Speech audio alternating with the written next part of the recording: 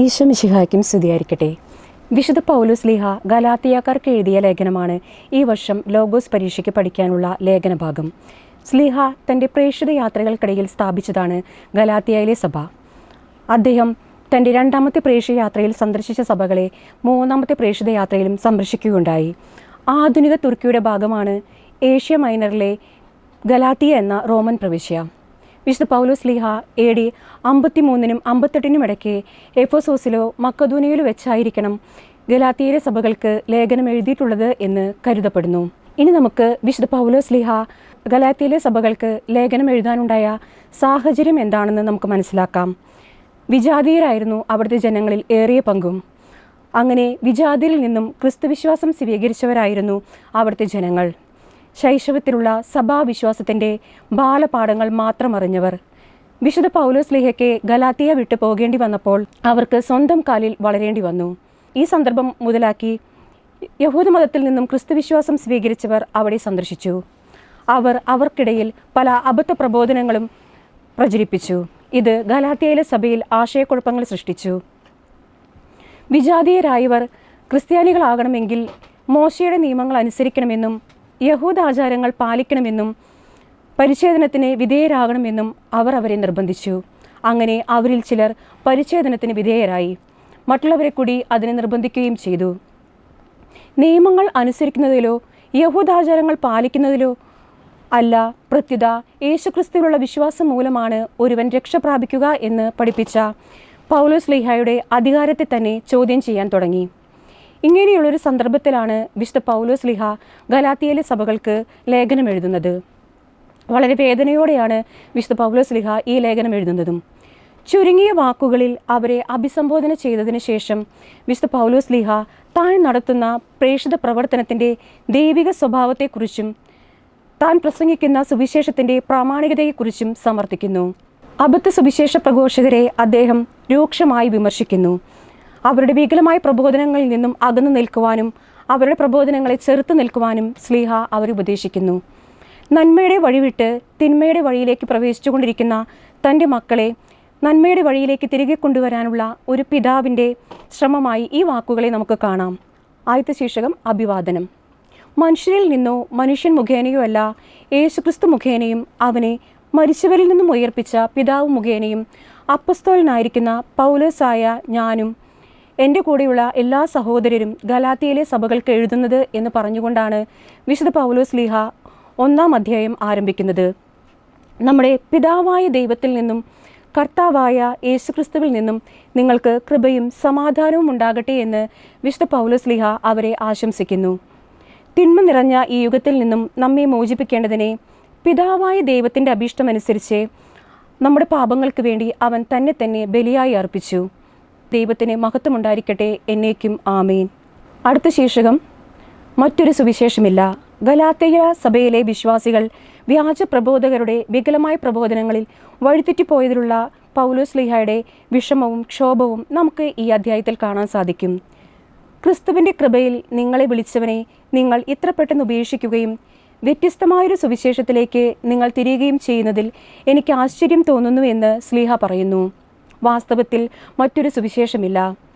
ഞാൻ നിങ്ങളോട് പ്രസംഗിച്ചതിൽ നിന്നും വ്യത്യസ്തമായി മറ്റൊരു സുവിശേഷം ഞങ്ങൾ തന്നെയോ സ്വർഗത്തിൽ നിന്നും ഒരു ദൂതൻ തന്നെയോ നിങ്ങളോട് പ്രസംഗിച്ചാൽ അവൻ ശപിക്കപ്പെട്ടവനാകട്ടെ എന്ന് ശ്ലീഹ പറയുന്നുണ്ട്.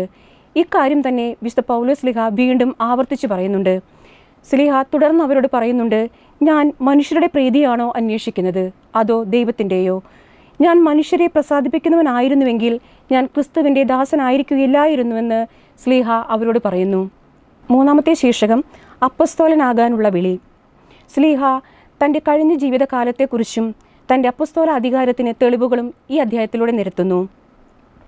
മുമ്പ് യഹൂദമതത്തിലായിരുന്നപ്പോൾ എൻ്റെ ജീവിതത്തെപ്പറ്റി നിങ്ങൾ കേട്ടിട്ടുണ്ടല്ലോ എന്ന് ശ്ലീഹ പറയുന്നു. ശ്ലീഹ ദൈവത്തിൻ്റെ സഭയെ കഠിനമായി പീഡിപ്പിക്കുകയും അതിനെ ഉന്മൂലനം ചെയ്യാൻ ശ്രമിക്കുകയും ചെയ്തിരുന്നു. തൻ്റെ സമപ്രായക്കാരായ മറ്റു വ്യക്തികളെക്കാൾ താൻ യഹൂദമതകാര്യങ്ങളിൽ മുൻപന്തിയിലായിരുന്നുവെന്നും തൻ്റെ പിതാക്കന്മാരുടെ പാരമ്പര്യങ്ങളിൽ താൻ അതീവ തീക്ഷ്ണമതിയായിരുന്നുവെന്നും ശ്ലീഹ അവരോട് പറയുന്നുണ്ട്. എന്നാൽ മാതാവിൻ്റെ ഉദരത്തിലായിരുന്നപ്പോൾ തന്നെ ദൈവം തന്നെ തിരഞ്ഞെടുത്തു. അവിടുത്തെ കൃപയാൽ എന്നെ വിളിച്ചു. അത് എന്തിനു വേണ്ടിയായിരുന്നുവെന്നും ശ്ലീഹ വെളിപ്പെടുത്തുന്നുണ്ട്. അത് അവിടുത്തെ പുത്രനെക്കുറിച്ച് വിജാതിയരുടെ ഇടയിൽ പ്രസംഗിക്കുന്നതിനെ അവനെ എനിക്ക് വെളിപ്പെടുത്തി തരേണ്ടതിനായിരുന്നു എന്ന് ശ്ലീഹ വ്യക്തമാക്കുന്നു. ഞാൻ ആരുടെയും ഉപദേശം തേടാൻ നിന്നില്ല. എനിക്ക് മുമ്പേ അപ്പൊസ്തലന്മാരായവരെ കാണാൻ ജെറുസലേമിലേക്ക് ഞാൻ പോയതുമില്ല.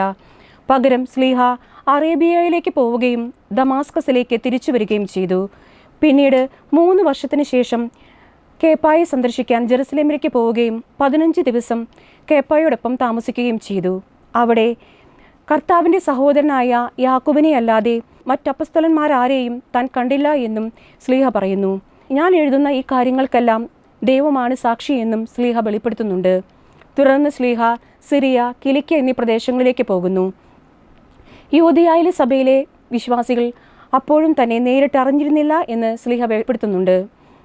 എന്നാൽ ഒരു കാലത്ത് സഭയെ പീഡിപ്പിക്കുകയും അവരുടെ വിശ്വാസത്തെ ഉന്മൂലനം ചെയ്യാൻ ശ്രമിക്കുകയും ചെയ്തിരുന്ന തന്നെക്കുറിച്ച് അവർ കേൾക്കുകയും താൻ അതേ വിശ്വാസം തന്നെ സൂക്ഷിച്ചുകൊണ്ടിരിക്കുകയും ചെയ്യുന്നു എന്ന വിവരം അവർ അറിഞ്ഞിട്ടുണ്ടെന്നും അതിനാൽ എന്നെ പ്രതി അവർ ദൈവത്തെ മഹത്വപ്പെടുത്തുന്നുവെന്നും ശ്ലീഹ അവരോട് പറയുന്നു. ഇനി നമുക്ക് ഈ അധ്യായത്തിലെ ചോദ്യോത്തരങ്ങളിലേക്ക് കടക്കാം. ഒന്നാമത്തെ ചോദ്യം, പൗലോസ് ആരു മുഖേനയല്ല അപ്പസ്തോലനായിരിക്കുന്നത്? ഉത്തരം, മനുഷ്യരിൽ നിന്നോ മനുഷ്യൻ മുഖേനയോ അല്ല. രണ്ടാമത്തെ ചോദ്യം, ഗലാത്തിയ 1:1 പൗലോസ് തന്നെ വിശേഷിപ്പിക്കുന്നത് എങ്ങനെയാണ്? ഉത്തരം, അപ്പസ്തോലൻ. മൂന്നാമത്തെ ചോദ്യം, ഗലാത്തിയക്കാർക്ക് എഴുതുന്നത് ആരെല്ലാമാണെന്നാണ് പൗലോസ് പറയുന്നത്? ഉത്തരം, പൗലോസ് കൂടെയുള്ള എല്ലാ സഹോദരരും ചേർന്ന്. അടുത്ത ചോദ്യം, നമ്മുടെ പിതാവായ ദൈവത്തിൽ നിന്നും കർത്താവായ യേശുക്രിസ്തുവിൽ നിന്നും എന്താണ് പൗലോസ് ആശംസിക്കുന്നത്? ഉത്തരം, കൃപയും സമാധാനവും. അഞ്ചാമത്തെ ചോദ്യം, എവിടെ നിന്ന് നമ്മെ മോചിപ്പിക്കേണ്ടതിനാണ് യേശുക്രിസ്തു ദൈവത്തിൻ്റെ അഭീഷ്ടമനുസരിച്ച് തന്നെ ബലിയർപ്പിച്ചത്? ഉത്തരം, തിന്മ നിറഞ്ഞ ഈ യുഗത്തിൽ നിന്ന്. അടുത്ത ചോദ്യം, പിതാവായ ദൈവത്തിൻ്റെ അഭീഷ്ടമനുസരിച്ച് എന്തിനു വേണ്ടിയാണ് യേശുക്രിസ്തു തന്നെ ബലിയർപ്പിച്ചത്? ഉത്തരം, നമ്മുടെ പാപങ്ങൾക്ക് വേണ്ടി. അടുത്ത ചോദ്യം, ആർക്കാണ് എന്നും മഹത്വമുണ്ടായിരിക്കട്ടെ എന്ന് ശ്ലീഹ പറയുന്നത്? ഉത്തരം, ദൈവത്തിനെ. അടുത്ത ചോദ്യം, എങ്ങനെ ഗലാത്തിയക്കാരെ വിളിച്ചവനെയാണ് അവർ പെട്ടെന്ന് ഉപേക്ഷിച്ചിരിക്കുന്നത്? ഉത്തരം, ക്രിസ്തുവിൻ്റെ കൃപയിൽ. ഒൻപതാമത്തെ ചോദ്യം, നിങ്ങളെ ഉപദ്രവിക്കുവാനും എന്തിനെ ദുഷിപ്പിക്കുവാനും ആഗ്രഹിക്കുന്ന കുറേ ആളുകളുണ്ട് എന്നാണ് ശ്ലീഹ പറയുന്നത്? ഉത്തരം, ക്രിസ്തുവിൻ്റെ സുവിശേഷത്തെ. പത്താമത്തെ ചോദ്യം, ഞങ്ങൾ നിങ്ങളോട് പ്രസംഗിച്ചതിൽ നിന്ന് വ്യത്യസ്തമായൊരു സുവിശേഷം ആരൊക്കെ വന്ന് നിങ്ങളോട് പ്രസംഗിച്ചാൽ അവൻ ശപിക്കപ്പെട്ടവനാകട്ടെ എന്നാണ് ശ്ലീഹ പറയുന്നത്? ഉത്തരം, ഞങ്ങൾ തന്നെയോ സ്വർഗത്തിൽ നിന്നും ഒരു ദൂതൻ തന്നെയോ? 11ാമത്തെ ചോദ്യം, ഞാൻ ഇപ്പോൾ ആരുടെയെല്ലാം പ്രീതിയാണോ അന്വേഷിക്കുന്നത് എന്നാണ് ശ്ലീഹ ചോദിക്കുന്നത്? ഉത്തരം, മനുഷ്യരുടെയോ ദൈവത്തിൻ്റെയോ? ഞാൻ ഇപ്പോഴും മനുഷ്യരെ പ്രസാദിപ്പിക്കുന്നവനായിരുന്നുവെങ്കിൽ ആരാവുകയില്ലായിരുന്നു എന്നാണ് ശ്ലീഹ പറയുന്നത്? ഉത്തരം, ക്രിസ്തുവിൻ്റെ ദാസൻ. 13ാമത്തെ ചോദ്യം, ഞാൻ പ്രസംഗിച്ച സുവിശേഷം എങ്ങനെയുള്ളതല്ല എന്ന് നിങ്ങളെ ഞാൻ അറിയിക്കുന്നു എന്നാണ് ശ്ലീഹ പറയുന്നത്? ഉത്തരം, മാനുഷികമല്ല. അടുത്ത ചോദ്യം, പൗലോസ് ശ്ലീഹയ്ക്ക് അദ്ദേഹം പ്രസംഗിച്ച സുവിശേഷം ലഭിച്ചത് എങ്ങനെയാണ്? ഉത്തരം, ക്രിസ്തുവിൻ്റെ വെളിപാടിലൂടെ. അടുത്ത ചോദ്യം, എപ്പോഴത്തെ തൻ്റെ ജീവിതത്തെപ്പറ്റി നിങ്ങൾ കേട്ടിട്ടുണ്ടല്ലോ എന്നാണ് ശ്ലീഹ പറയുന്നത്?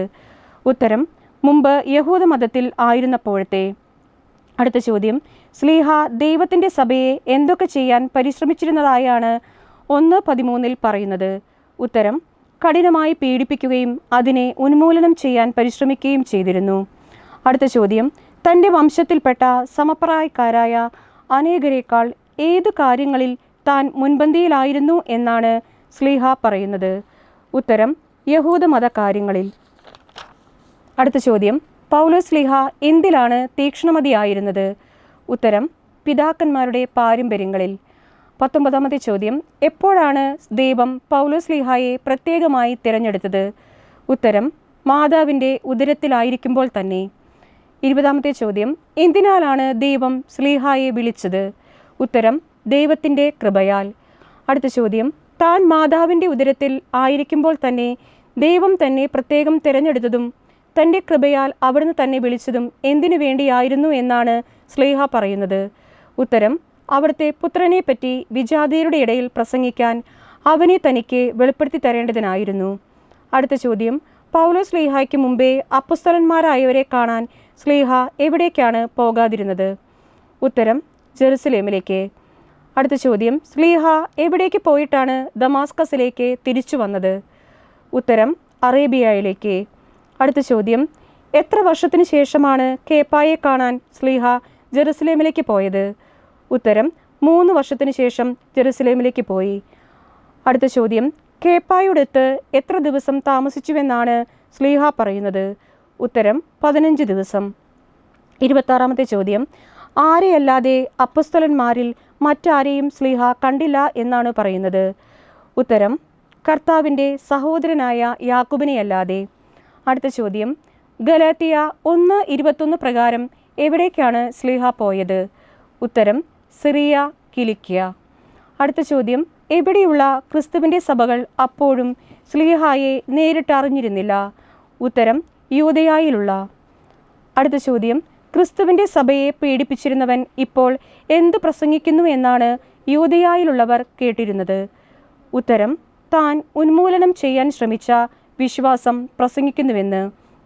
അടുത്ത ചോദ്യം, പൗലോസ് ശ്ലീഹായെ പ്രതി യൂദയായിലുള്ള ക്രിസ്തുവിൻ്റെ സഭകൾ എന്താണ് ചെയ്തത്? ഉത്തരം, ദൈവത്തെ മഹത്വപ്പെടുത്തി. അടുത്ത ചോദ്യം, ഗലാത്യ 1:15 സമാന വാക്യമേത്? ഉത്തരം, യേശയ്യ 41, ജെറേമിയ 1:5.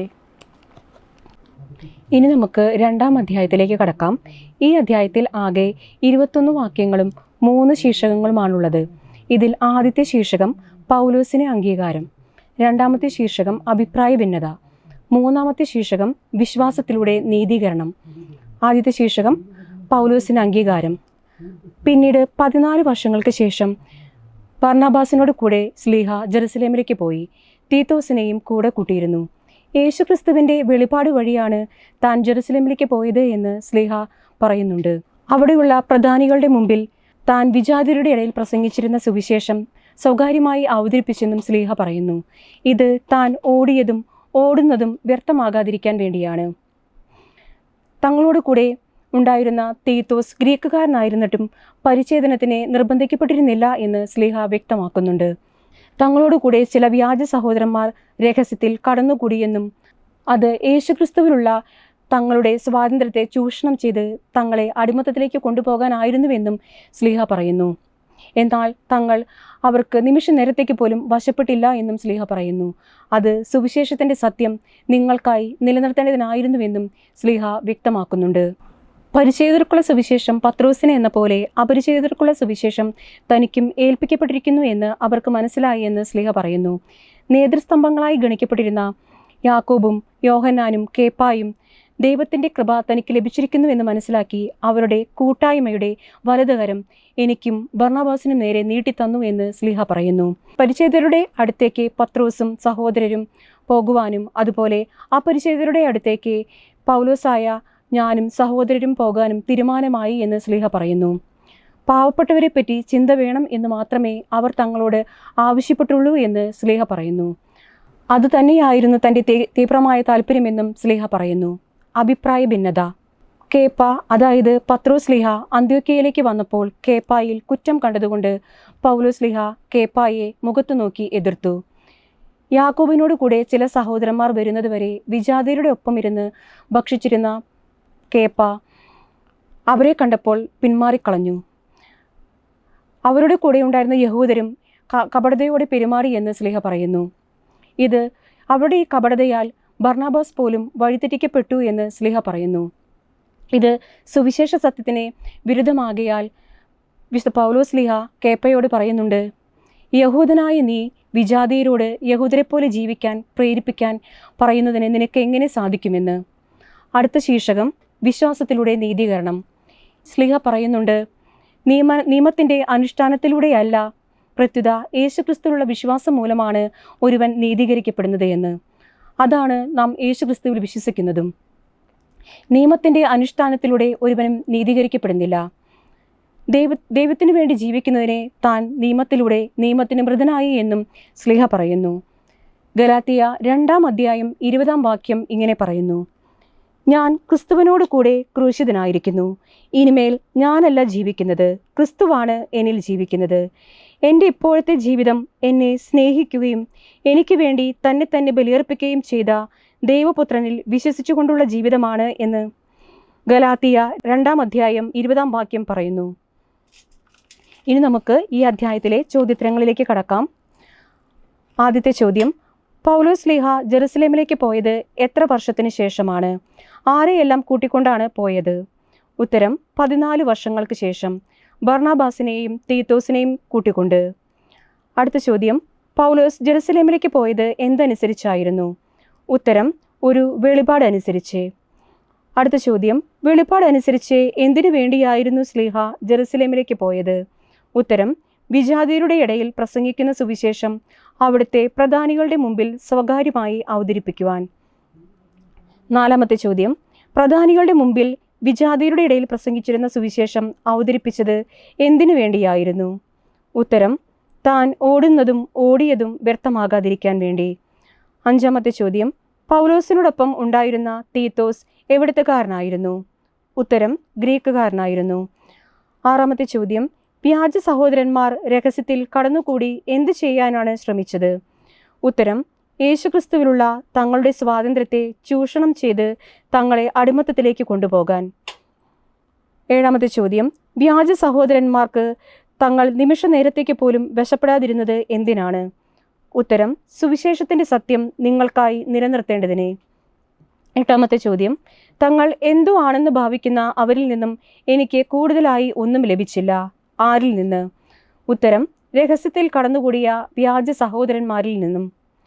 ഒൻപതാമത്തെ ചോദ്യം, അവർ എന്താണെന്ന് ഞാൻ ഗൗനിക്കുന്നേയില്ല എന്ന് പറഞ്ഞ ശ്ലീഹ തുടർന്ന് പറയുന്നത് എന്താണ്? ഉത്തരം, ദൈവം മുഖം നോക്കുന്നവനല്ലല്ലോ. പത്താമത്തെ ചോദ്യം, പത്രോസിനെ ഏൽപ്പിക്കപ്പെട്ടിരുന്ന സുവിശേഷം ആർക്കു വേണ്ടിയുള്ളതാണ്? ഉത്തരം, പരിച്ഛേദിതർക്ക് വേണ്ടി. 11ാമത്തെ ചോദ്യം, അപരിചിതർക്കുള്ള സുവിശേഷം ആർക്കാണ് ദൈവം ഏൽപ്പിച്ചിട്ടുള്ളതെന്നാണ് ശ്ലീഹ പറയുന്നത്? ഉത്തരം, പൗലോസ് ശ്ലീഹായ്ക്ക്. 12ാമത്തെ ചോദ്യം, നേതൃസ്തംഭങ്ങളായി ഗണിക്കപ്പെട്ടിരുന്നത് ആരെല്ലാമാണ്? ഉത്തരം, യാക്കോബും കേപ്പായും യോഹന്നാനും. 13ാമത്തെ ചോദ്യം, നേതൃസ്തംഭങ്ങളായി ഗണിക്കപ്പെട്ടിരുന്ന യാക്കോബും കേപ്പായും യോഹന്നാനും തങ്ങളുടെ കൂട്ടായ്മയുടെ വലതുകരം നീട്ടിയത് ആർക്കെല്ലാമാണ്? ഉത്തരം, പൗലോസിനും ബർണബാസിനും. 14ാമത്തെ ചോദ്യം, എന്തു കാരണത്താലാണ് നേതൃസ്തംഭങ്ങളായി ഗണിക്കപ്പെട്ടിരുന്നവർ തങ്ങളുടെ കൂട്ടായ്മയുടെ വലതുകരം പൗലോസിനും ബർണബാസിനും നീട്ടിയത്? ഉത്തരം, ദൈവത്തിൻ്റെ കൃപ പൗലോസിന് ലഭിച്ചിരിക്കുന്നു എന്ന് കണ്ടതിനാൽ. 15ാമത്തെ ചോദ്യം, ആരെപ്പറ്റി ചിന്ത വേണമെന്നാണ് അവർ തങ്ങളോട് ആവശ്യപ്പെട്ടതായി ശ്ലീഹ പറയുന്നത്? ഉത്തരം, പാവങ്ങളെപ്പറ്റി. 16ാമത്തെ ചോദ്യം, എൻ്റെ തീവ്രമായ താല്പര്യവും എന്തു തന്നെയാണ് എന്നാണ് ശ്ലീഹ പറയുന്നത്? ഉത്തരം, പാവങ്ങളെപ്പറ്റി ചിന്ത വേണം എന്നത്. അടുത്ത ചോദ്യം, കേപ്പ എവിടെ വന്നപ്പോൾ അവനിൽ കുറ്റം കണ്ടതുകൊണ്ട് ഞാൻ അവനെ മുഖത്തു നോക്കി എതിർത്തതായാണ് ശ്ലീഹ പറയുന്നത്? ഉത്തരം, അന്ത്യോക്യായിൽ. അടുത്ത ചോദ്യം, ആര് വരുന്നതുവരെ കേപ്പ വിജാതിയരോടൊപ്പം ഇരുന്ന് ഭക്ഷിച്ചിരുന്നു എന്നാണ് ശ്ലീഹ പറയുന്നത്? ഉത്തരം, യാക്കോബിൻ്റെ അടുത്തു നിന്നും ചിലർ വരുന്നതുവരെ. അടുത്ത ചോദ്യം, യാക്കോബിൻ്റെ അടുത്തു നിന്നും ചിലർ വരുന്നതുവരെ വിജാതിയരോടൊപ്പം ഇരുന്ന് ഭക്ഷിച്ചിരുന്ന കേപ്പ അവർ വന്നു കഴിഞ്ഞപ്പോൾ എന്താണ് ചെയ്തത്? ഉത്തരം, പരിച്ഛേദരെ ഭയന്ന് പിന്മാറിക്കളഞ്ഞു. 20ാമത്തെ ചോദ്യം, ബർണബാസ് പോലും വഴിതെറ്റിക്കപ്പെടാൻ കാരണം എന്തായിരുന്നു? ഉത്തരം, കേപ്പായുടെയും യഹൂദന്മാരുടെയും കപടമായ പെരുമാറ്റത്താൽ. 21ാമത്തെ ചോദ്യം, അവരുടെ പെരുമാറ്റം എന്തുമായി പൊരുത്തപ്പെടുന്നില്ലെന്നു കണ്ടപ്പോൾ എതിർത്തതായാണ് ശ്ലീഹ പറയുന്നത്? ഉത്തരം, സുവിശേഷ സത്യവുമായി. 22ാമത്തെ ചോദ്യം, നാം തന്നെ യഹൂദരായി ജനിച്ചവരാണ്, വിജാതിയരിലെ പാപികളായിട്ടല്ല എന്ന് പറഞ്ഞത് ആരാണ്? ഉത്തരം, പൗലോസ്. 23ാമത്തെ ചോദ്യം, ഒരുവൻ നീതീകരിക്കപ്പെടുന്നത് എങ്ങനെയെന്നാണ് ശ്ലീഹ പറയുന്നത്? ഉത്തരം, യേശുക്രിസ്തുവിലുള്ള വിശ്വാസത്തിലൂടെ. 24ാമത്തെ ചോദ്യം, ഒരുവൻ നീതീകരിക്കപ്പെടുന്നത് ഏതിലൂടെയല്ല എന്നാണ് ശ്ലീഹ പറയുന്നത്? ഉത്തരം, നിയമാനുഷ്ഠാനം വഴിയല്ല. 25ാമത്തെ ചോദ്യം, ക്രിസ്തുവിലുള്ള വിശ്വാസം വഴി നാം ഡാഷ് ചെയ്യപ്പെടേണ്ടതിന് വേണ്ടിയാണ് നാം യേശുക്രിസ്തുവിൽ വിശ്വസിച്ചത്? ഉത്തരം, നീതീകരിക്കപ്പെടുന്നതിനെ. 26ാമത്തെ ചോദ്യം, എങ്കിൽ ഞാൻ അതിക്രമം കാണിക്കുകയാണ് എന്നാണ് ശ്ലീഹ പറയുന്നത്? ഏതു കാര്യത്തെക്കുറിച്ചാണ്? ഉത്തരം, ഞാൻ നശിപ്പിച്ചവ ഞാൻ തന്നെ വീണ്ടും പണിതുയർത്തുന്നു എങ്കിൽ? 27-ാമത്തെ ചോദ്യം, എന്തിനാണ് ശ്ലീഹ നിയമത്തിലൂടെ നിയമത്തിന് മൃതനായത്? ഉത്തരം, ദൈവത്തിനായി ജീവിക്കേണ്ടതിനെ. 28-ാമത്തെ ചോദ്യം, എന്തു ഞാൻ നിരാകരിക്കുന്നില്ല എന്നാണ് ശ്ലീഹ പറയുന്നത്? ഉത്തരം, ദൈവത്തിൻ്റെ കൃപ. ഈ ആഴ്ച ഈ പാഠ്യഭാഗങ്ങൾ എല്ലാവരും പഠിക്കുക. എല്ലാവർക്കും നന്ദി.